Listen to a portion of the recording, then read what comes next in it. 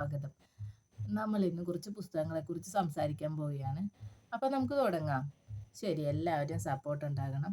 Subscribe ചെയ്യണം, comment ചെയ്യണം, share ചെയ്യണം. നിങ്ങളുടെ അഭിപ്രായങ്ങളൊക്കെ നമുക്ക് കമൻറ്റിലൂടെ പറയണം. പിന്നെ നിങ്ങൾ വായിച്ചിട്ടുള്ള പുസ്തകങ്ങൾ എനിക്കും കൂടി ഒന്ന് ഷെയർ ചെയ്ത് തരണം. അപ്പോൾ നമുക്ക് തുടങ്ങാം. ഐ.എസ്. വികറിൻ്റെ തടവറയിൽ നിന്നും അത്ഭുതകരമായി രക്ഷപ്പെട്ട നാദിയ മുറാദ് എഴുതിയ പുസ്തകത്തെക്കുറിച്ചാണ് ആദ്യമായി നമ്മൾ സംസാരിക്കുന്നത്. ഇറാഖിലെ സിങ്ജാർ ജില്ലയിലെ കോജോ എന്ന പ്രദേശത്ത് യസീദി മതന്യൂനപക്ഷത്തിൽപ്പെട്ട പെൺകുട്ടിയായിരുന്നു നാദിയ മുറാദ്.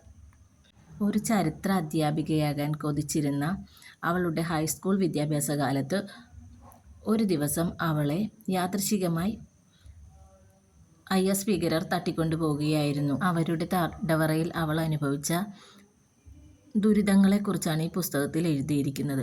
ഇത് വായിക്കുന്ന ആർക്കും അത് മനസ്സിന് വല്ലാത്ത നൊമ്പരമുണ്ടാക്കും.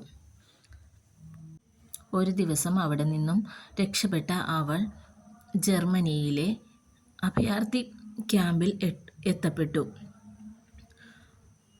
അവിടെ നിന്നും ഐക്യരാഷ്ട്രസഭയുടെ സുരക്ഷാ സമിതിയിൽ മനുഷ്യക്കടത്തിൻ്റെയും ഏറ്റുമുട്ടലിൻ്റെയും പ്രത്യാഘാതങ്ങളെക്കുറിച്ച് പ്രഭാഷണം നടത്താൻ അവൾക്ക് കഴിഞ്ഞു. 2016 ഐക്യരാഷ്ട്രസഭയുടെ ഗുഡ്വിൻ അംബാസിഡർ പദവിയിൽ അവൾ എത്തി. 2018 സമാധാനത്തിലുള്ള നൊബേൽ സമ്മാനം അവൾക്കും ലഭിച്ചു. ശരീരം വലിച്ചു കീറപ്പെട്ട നാദിയ മുറാദ് മനസ്സുകൊണ്ട് തീർത്ത പ്രതിരോധം സ്ത്രീത്വത്തിൻ്റെ ശക്തിക്കുള്ള എക്കാലത്തെയും നിദർശനമാണ്. തനിക്ക് അനുഭവിക്കേണ്ടി വന്ന തീവ്രവാദത്തിൻ്റെയും കിരാതത്വത്തിൻ്റെയും ക്രൂരതകൾ ഇനിയൊരു പെൺകുട്ടിക്കും ഉണ്ടാകാതിരിക്കാൻ വേണ്ടിയാണ് അവൾ ലോകത്തിനു മുൻപിൽ തൻ്റെ അനുഭവങ്ങൾ വെളിപ്പെടുത്തിയത്.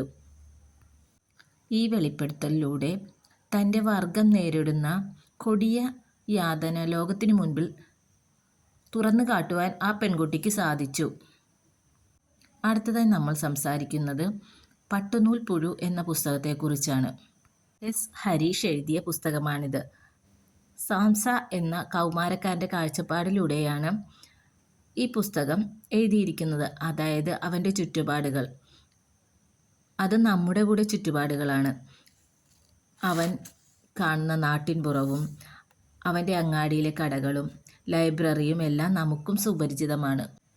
കടബാധ്യത എന്ന ഊരാക്കുടുക്കിൽപ്പെട്ടു പോകുന്ന അവൻ്റെ അച്ഛൻ ജീവിതത്തിലെ എല്ലാ സൗഭാഗ്യങ്ങളും നഷ്ടപ്പെട്ടിട്ടും സാംസ എന്ന തൻ്റെ മകനിൽ മാത്രം പ്രതീക്ഷ അർപ്പിച്ച് ജീവിക്കുന്ന അവൻ്റെ അമ്മ, പിന്നെ അവൻ്റെ സങ്കടങ്ങളും സന്തോഷങ്ങളും എല്ലാം അവൻ പങ്കിടുന്ന മരിച്ചുപോയ പെൺകുട്ടി. ആ പെൺകുട്ടിക്ക് അവൻ ഇട്ടിരിക്കുന്ന പേരാണ് നടാഷ.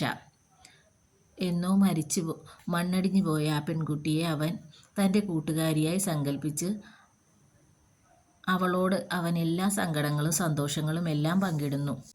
അപ്പോൾ നമുക്ക് അടുത്ത വീഡിയോയിൽ കാണാം.